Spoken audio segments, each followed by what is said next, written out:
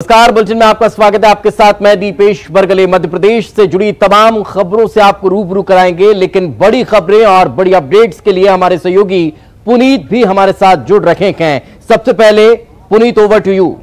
शुक्रिया दीपेश आपका। और एक बड़ी खबर सबसे पहले दर्शकों को बता देते हैं। भोपाल से बड़ी खबर, इस वक्त बीजेपी के महासचिव कैलाश विजयवर्गीय ने ट्वीट किया है और आर्टिकल 30 को हटाए जाने की मांग उन्होंने की है। देश में संवैधानिक समानता का अधिकार हर किसी को है। अधिकार को नुकसान ये आर्टिकल पहुंचाता है। ये अल्पसंख्यकों को इजाजत देता है, धार्मिक प्रचार और धर्म शिक्षा की इजाजत देता है।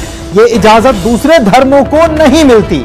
जब हमारा देश धर्म निरपेक्षता का पक्षधर है तो फिर आर्टिकल 30 की जरूरत क्या है, उन्होंने ये सवाल उठाया है। तो आर्टिकल 30 को हटाए जाने की उन्होंने मांग की है, ये पैरवी उन्होंने की है। और इस पैरवी के साथ ही उन्होंने अपने ट्वीट में कई सारी बातों को लिखा है और उन्होंने कहा है कि देश में संवैधानिक समानता का अधिकार है और अधिकार को नुकसान यह आर्टिकल पहुंचा रहा है। अल्पसंख्यकों को इजाजत देता है, धार्मिक प्रचार और धर्म शिक्षा की यह इजाजत लेकिन दूसरे धर्मों को नहीं मिलती। जब हमारा देश धर्म निरपेक्षता का पक्षधर है तो फिर आर्टिकल 30 की जरूरत क्या है, ये उन्होंने सवाल उठाया है।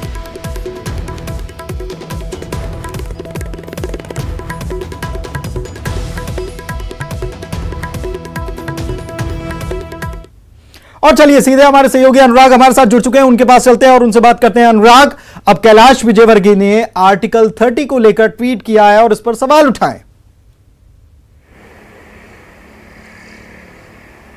बिल्कुल, देखिए कैलाश विजयवर्गीय ने यदि इस मुद्दे को उठाया है तो निश्चित तौर पर ये भाजपा अब इस पूरे मामले को हवा देने की कोशिश में लग गई होगी, क्योंकि बीजेपी के महासचिव है कैलाश विजयवर्गीय और जिस तरीके से जम्मू कश्मीर से धारा 370 खत्म करने का फैसला हुआ था उसके बाद अब ये नई बहस छिड़ गई है कि आर्टिकल 30 को किस तरीके से अब खत्म किया जाए। क्योंकि जिस तरीके के सवाल कैलाश विजयवर्गीय ने उठाए वो इस बात की तरफ साफ तौर पर संकेत दे रहे हैं कि बीजेपी के अब मिशन पर ये जो है मुद्दा आ सकता है और बीजेपी इसको एक बड़ा मुद्दा भी बनाना चाहती है। क्योंकि जिस तरीके से कैलाश विजयवर्गीय ने शब्दों का इस्तेमाल किया, उन्होंने कहा है कि जो समानता का अधिकार संविधान में दिया गया है ये उसको कहीं ना कहीं ठेस पहुंचाने वाला है, क्योंकि ये अल्पसंख्यक वर्ग को धार्मिक प्रचार की आज़ादी देता है। तो जिस तरीके से मदरसों में कुरान और हदीस को पढ़ाया जाता है, लेकिन यदि हम दूसरे धर्मों की बात करें तो वहां पर ना तो गीता को पढ़ाया जाता है ना दूसरे धार्मिक ग्रंथों को पढ़ाया जाता है। तो ऐसे में निश्चित तौर पर अब इस पूरे मामले को हवा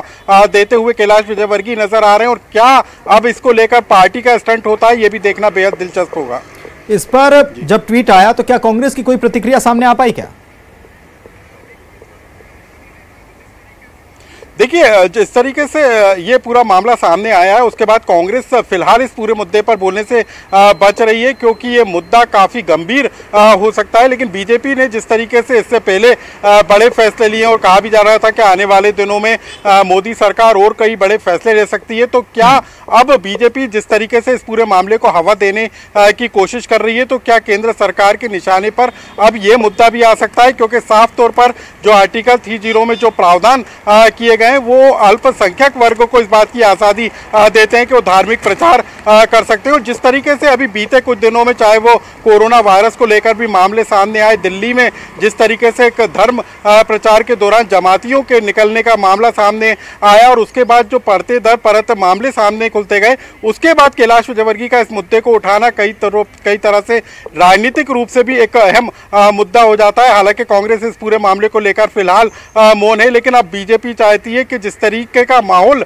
देश के अंदर बन रहा है उसमें अब इस मुद्दे को हवा देकर कहीं ना कहीं एक माहौल बनाने की कोशिश की जाए आर्टिकल 30 के खिलाफ। एक बात और अनुराग कि ये ट्वीट कोरोना काल में जब लगातार इंदौर, भोपाल और पूरे मध्य प्रदेश की अगर बात की जाए तो मामले लगातार बढ़ते जा रहे हैं, 7,400 के पार हो गए।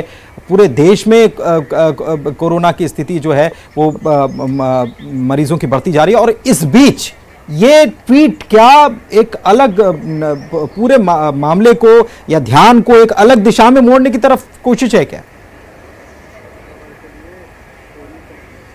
बिल्कुल, देखिए इस तरीके के मुद्दे निश्चित तौर पर जो है माहौल को बदलने का काम करते हैं। और यदि इस समय हम बात करें तो किसान के अलावा मजदूरों का मुद्दा सबसे ज़्यादा छाया हुआ है। आज कांग्रेस ने एक अभियान भी सोशल मीडिया पर चलाया। खुद कांग्रेस की अध्यक्ष सोनिया गांधी भी सामने आई और उन्होंने कहा कि मजदूरों की मदद करने के लिए केंद्र सरकार को ठोस कदम उठाए जाना चाहिए। तो जिस तरीके से मजदूरों का मुद्दा जोर शोर से कांग्रेस पार्टी उठाने का काम कर रही है, ऐसे में बीजेपी ने अब एक नई दिशा में जो है देश का जो मन है वो बढ़ाने की कोशिश की है, बदलने की कोशिश की है। तो ये जो शुरुआत है कैलाश विजयवर्गीय की तरफ से जरूर हुई है, लेकिन अब इसको लेकर देश में किस तरीके की राय बनती है, किस तरीके का मत तैयार होता है, इसमें एक अलग दिशा में ले जाने की कोशिश जरूर होगी और एक ये नया मुद्दा जरूर राष्ट्रव्यापी मुद्दा जरूर बन जाएगा। चलिए, बहुत बहुत शुक्रिया अनुराग आपका इस तमाम जानकारी